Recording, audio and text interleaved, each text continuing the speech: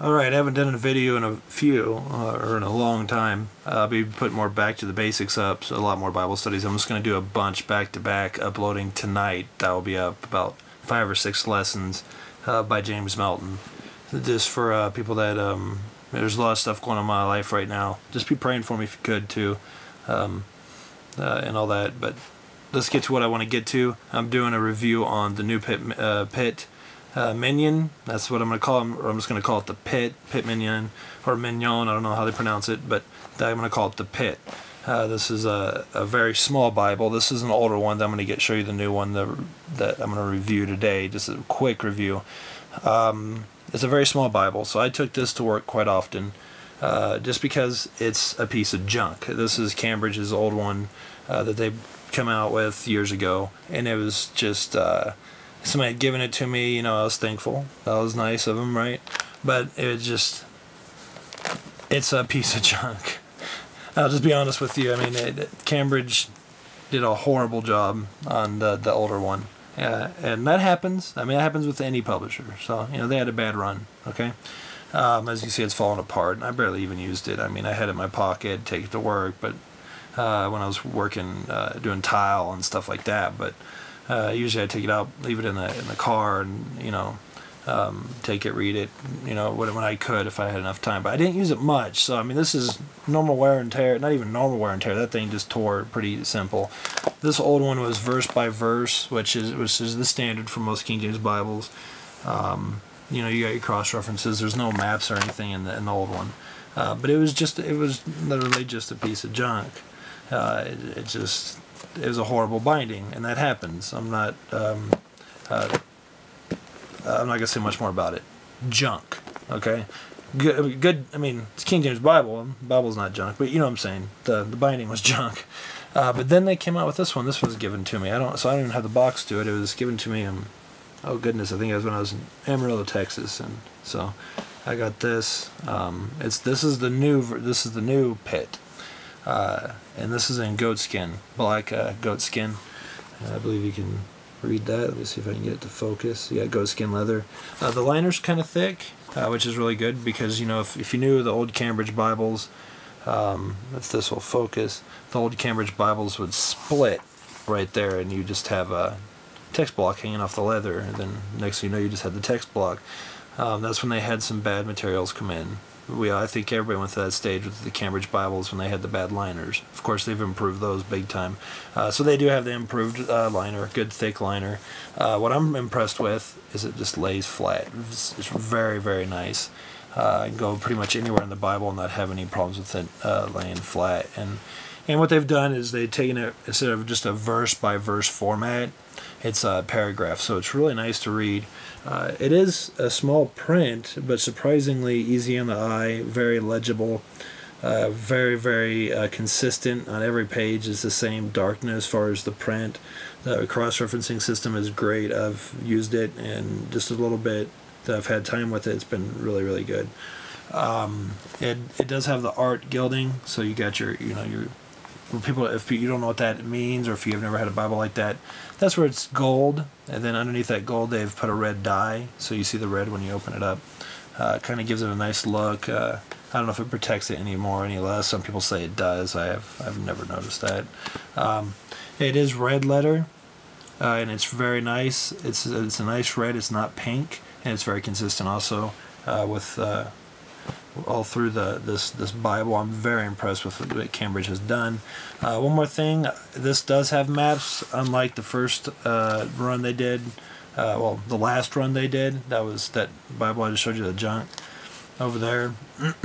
This does have a lot of maps. Of course, I don't know if they have the Exodus. I don't know if I haven't even checked that. We'll check it real quick. Oh goodness, they don't really even have, I don't think they actually have the Exodus route, which is good. Maybe they'll actually get that correct and go where it's supposed to go, across in there to Saudi Arabia, where the Roman Mount Sinai is, like in the Common Man's Reference Bible. What else can I say? Oh, another thing I wanted to show you that is in here that wasn't in the first one. It's kind of like well, I'll tell you what. It's called the Reader's Companion, I believe is called, and kind of impressive. Yeah, the Reader's Companion to the Authorized Version of the Bible, and it's been pretty spot on definitions. If you want to pause that on your computer, you can read that and what the Reader's Companion is. If I can get that. I don't know if that's going to focus good enough for you or not. What it is pretty much is it gives some information, definitions, and concordance. It gives you references to verses for certain words. It does hit a lot of words that people would consider archaic, which really, they're not really archaic. In America, they'd be more archaic. But anyways, so it does have that, and I've been very impressed with this. So this is a very, very good Bible. Good. No gaps in the folding on the leather, because it's not, edge to line. It's just I think it's a vinyl. I want to say vinyl for the. I have a little bit of a cold, so you have to excuse me. But yeah, there's no gaps in the folding, so you can see how well of a job they did on that. Really nice grain. It's real natural, soft, supple. It's got one red ribbon. Of course, like I said, this one right here is goatskin. So if you're looking for a small Bible that's high quality, this would be one I'd recommend. Price, I think you can get it for under $100 on. Well, I don't support that. I don't support evangelicalbible.com, but that would be one of the cheapest places to get it. That or christianbook.com. I really don't support any of those places. But if you're looking for a good King James Bible that's paragraph form, cross-references, just lays flat, and it's very small, thin, but legible, you can read it. This is my recommendation for that. This is kind of a review. I think they did a wonderful job. I give this an A+.